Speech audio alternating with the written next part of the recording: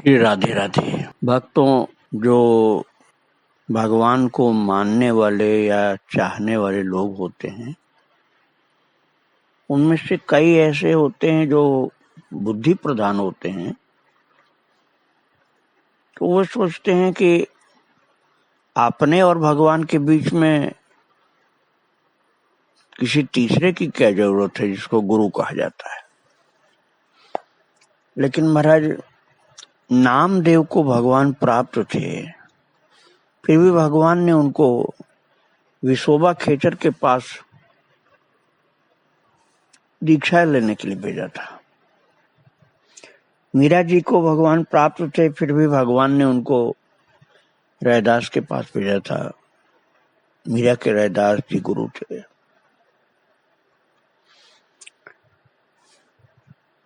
भगवान की खुद इच्छा रहती है कि कोई अनुभवी संत के सानिध्य में भक्त रहे तो वो भटकता नहीं है। लेकिन गुरु के प्रति आदर कितना है, समर्पण कितना है, ये श्रद्धा पर डिपेंड करता है। सामान्य व्यक्ति तो ऐसे होते हैं ना कि गुरुदेव अच्छे भाव से भी बढ़िया बात बताएं तब भी उनको शंका रहती है, सामान्य लोगों को, और उल्टा भी सोच लेते हैं कि गुरुदेव हमको परेशान कर रहे हैं। और महाराज, आपने सुना था कि विपिन बिहारी चट्टोपाध्याय के गुरुदेव श्री हरिबोलानंद ठाकुर जो थे, काशी में उन दिनों रह रहे थे। तो काशी में ही विपिन बिहारी जी की ससुराल थी। तो ससुराल उनकी जो थी वो अन्नपूर्णा मंदिर के पास में थी। और वो गुरुदेव ने कह दिया कि तुम अन्नपूर्णा मंदिर के पास में भिखारियों की लाइन में बैठो, कपड़ा फैला करके सुबह से शाम तक, और जितना तुमको मिल जाए भिक्षा वो ले आना। तो ये जो कोई दूसरा व्यक्ति होता तो बोलता कि गुरुदेव, वहां तो हमारी ससुराल है, ससुराल के लोग आते हैं मंदिर में, हमें देखेंगे तो बहुत हमको बुरा भला बोलेंगे, किसी दूसरे मंदिर में भेज दीजिए, वहां मैं बैठ जाऊंगा। लेकिन ऐसा नहीं कहा उन्होंने तो गुरु आज्ञा का ऐसा पालन किया महाराज कि करना कठिन है।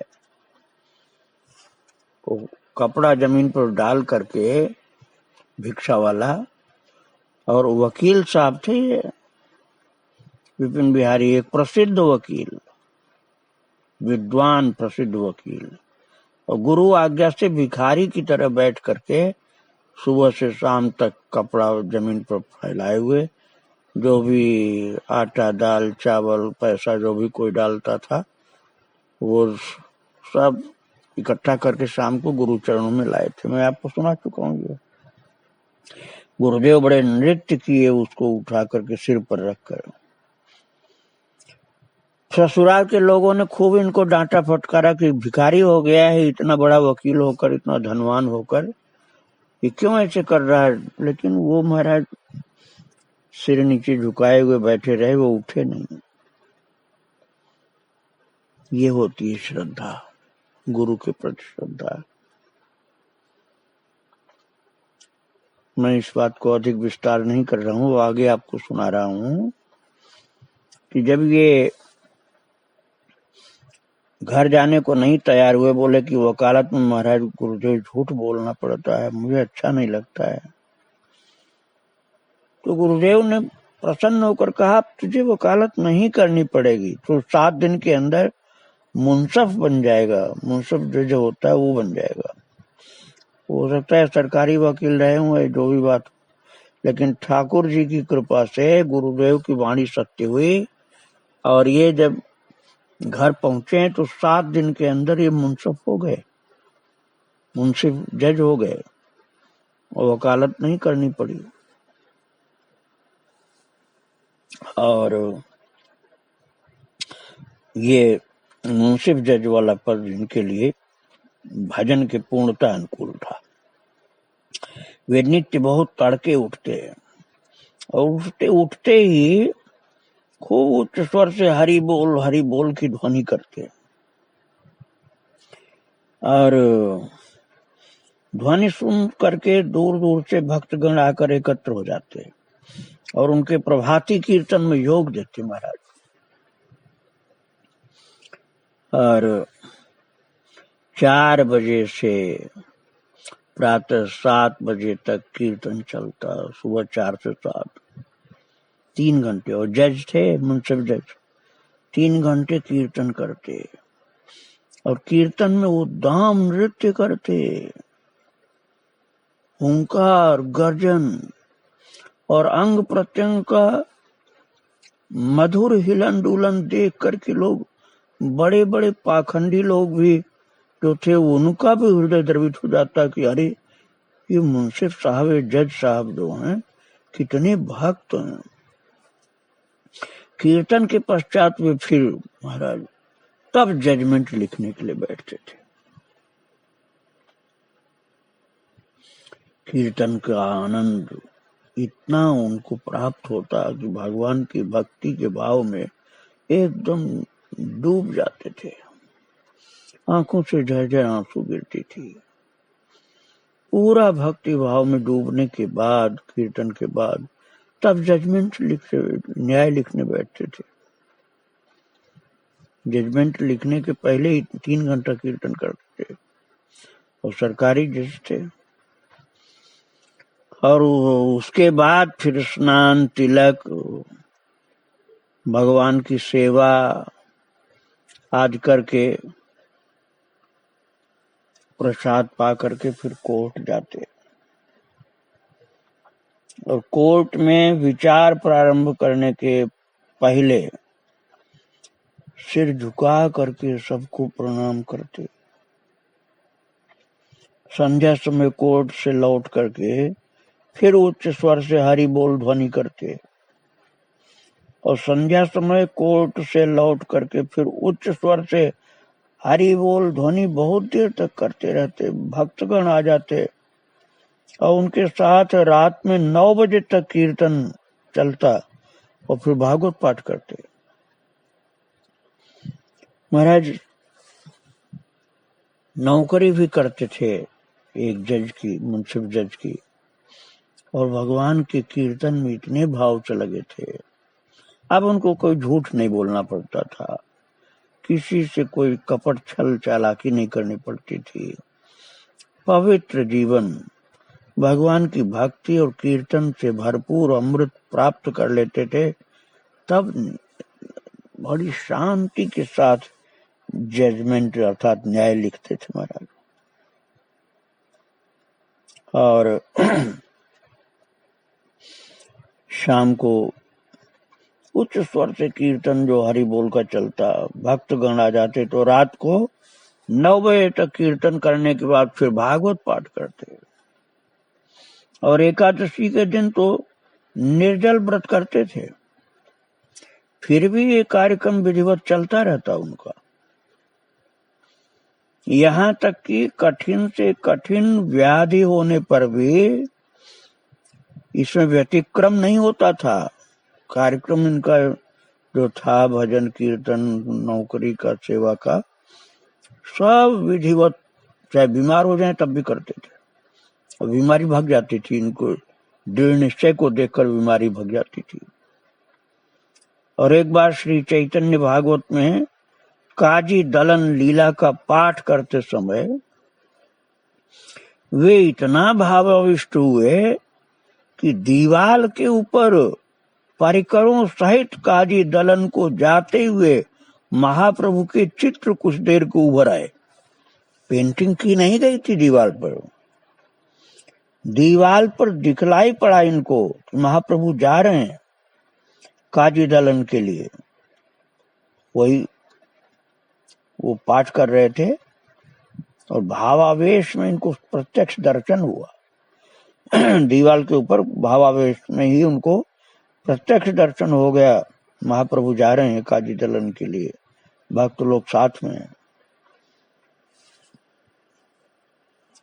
इस रूप में महाप्रभु और उनके परिकरों को आविर्भूत हुआ देख करके भक्तगण विस्मय सागर में डूबे। क्योंकि महाराज केवल इन्हीं को दर्शन नहीं हुआ, इनके साथ कीर्तन करने वाले जितने भक्त थे, वो विपिन बिहारी, अब जो जज साहब थे, इनके सब अनुयायी हो गए थे। वो कीर्तन के समय सबको दर्शन हुआ दीवार पर कि जा रहे हैं महाप्रभु जी भक्तों को लेकर के काजी दलन के लिए। सब चकित हो गए कि क्या प्रत्यक्ष दर्शन हो गया ये तो।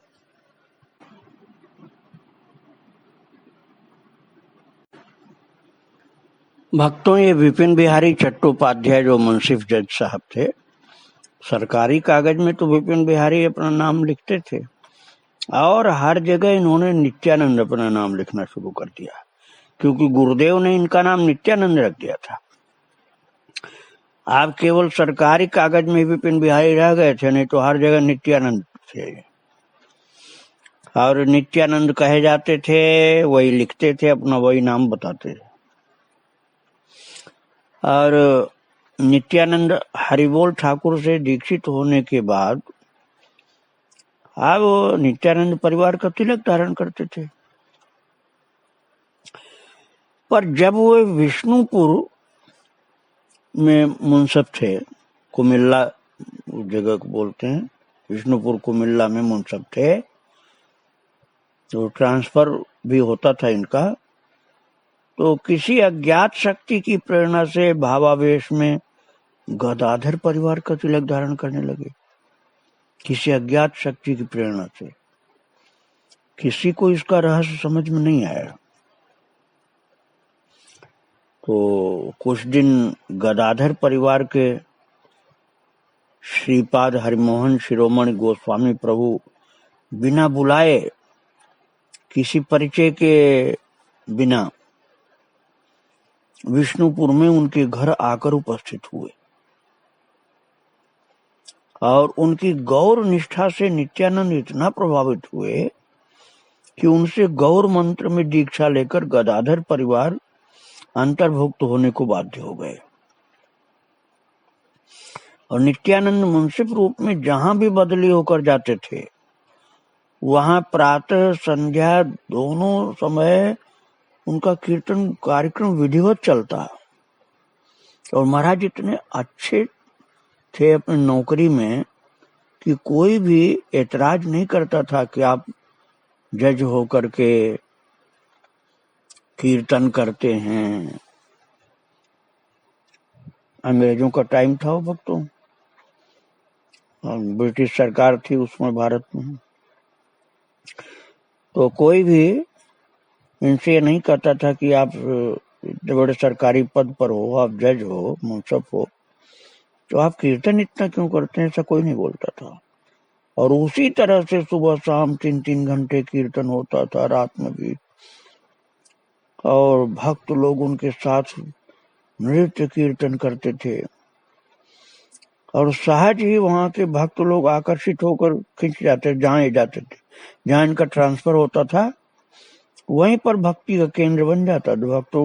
भक्त लोग अपने आप इकट्ठे हो जाते थे और उनकी हरिबोल ध्वनि सुनते ही भक्तगण भागे चले आते और उनके साथ कीर्तन में योग देते। नित्यानंद जब बड़ाइल में मुंसफ थे तो महाराज 2 बालक किरण चंद मित्र और गिरीन्द्रनाथ घोष, किरण चंद्र मित्र और गिरीन्द्रनाथ घोष उनके कीर्तन मंडली के प्रधान सदस्य थे। तो वे अभिभावकों द्वारा ताड़ित होने पर भी नित्यानंद के साथ नहीं छोड़ते थे, क्योंकि दोनों बालक जब घर जाते तो घर के लोग डांटते थे कि रात दिन उन सब साहब के साथ कीर्तन में लगा रहता है, घर की याद नहीं रहती, डांटते थे, लेकिन लोग साथ नहीं छोड़ते थे। और गिरीन्द्र को तो नित्यानंद ने इतना आत्मसात कर लिया कि महाराज पढ़ाई लिखाई छोड़ करके उनके परिवार के सदस्य की तरह उनके साथ रहने लगे। मुंसफ साहब के साथ ही रहने लगा, पढ़ाई लिखाई छोड़ दिया।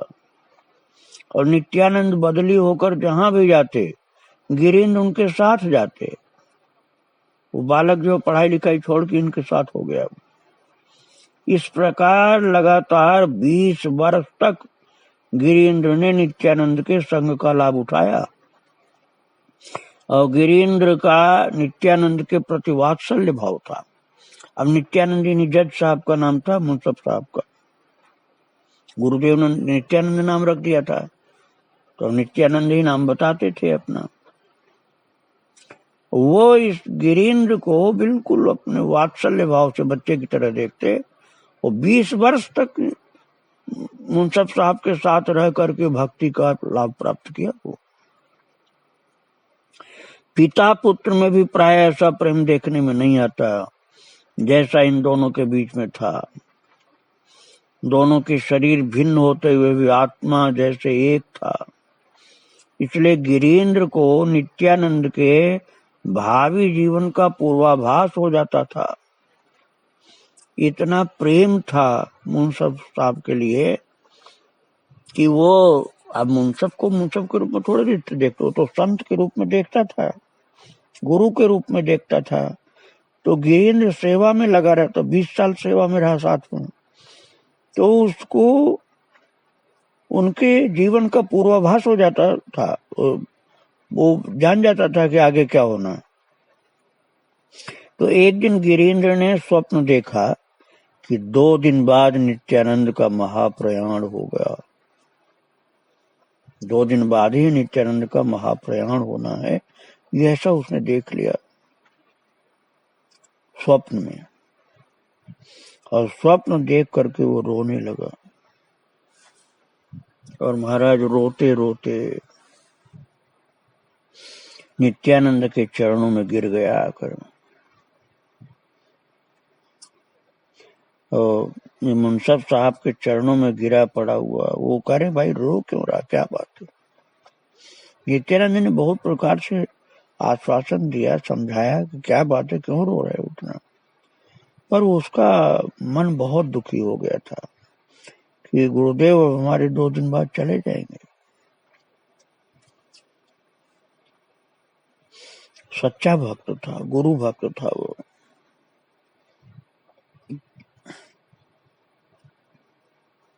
दो दिन बाद सन 1923 माघ की कृष्ण अष्टमी को लगभग 3 बजे नित्यानंद जी बैठे हुए भजन कर रहे थे और दोनों बंधुओं में देर तक प्रेमालाप होता रहा। और आलाप करते करते चंपटी ने कहा, देख विपिन,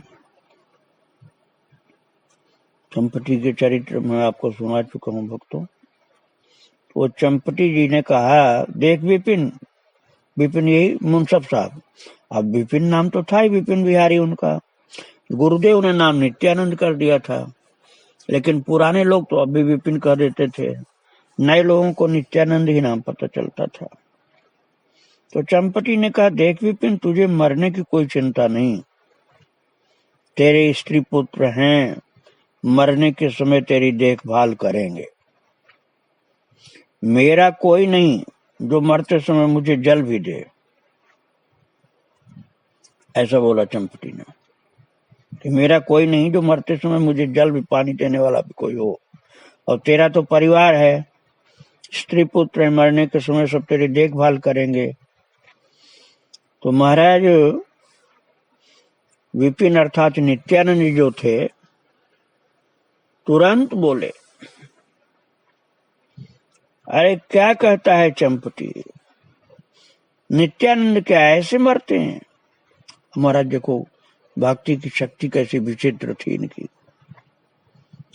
अब वो 2 दिन बीत गया है, उस समय की बात है, जो सेवक ने देखा था कि 2 दिन बाद इनको जाना है भगवान के धाम, वो 2 दिन बीत गए थे। और चंपटी ने कहा कि आप के तो घर के लोग हैं, सेवा करेंगे, मेरे तो कोई है नहीं, मुझे कौन पानी भी नहीं देने वाला कोई। तो महाराज ये तुरंत ही सावधान होकर के बैठ गए और बोले, चंपटी, नित्यानंद क्या ऐसे मरते हैं? वे कहते हैं श्री हरि और शरीर छोड़ देते हैं। मतलब घर वालों की सेवा लेने की मुझे जरूरत नहीं पड़ेगी। उनके कहने का तात्पर्य यह था कि मुझे घर के लोगों की सेवा लेने की जरूरत नहीं पड़ेगी। इसलिए उन्होंने चंपटी से कहा कि नित्यानंद क्या ऐसे मरते हैं? वे कहते हैं श्री हरि और शरीर छोड़ देते हैं। और महाराज ये ज्यों ही कहा श्री हरि शरीर छोड़ देते हैं, उसके बाद श्री हरि ये बोला और श्री हरि बोलते ही शरीर छोड़ दिया तुरंत।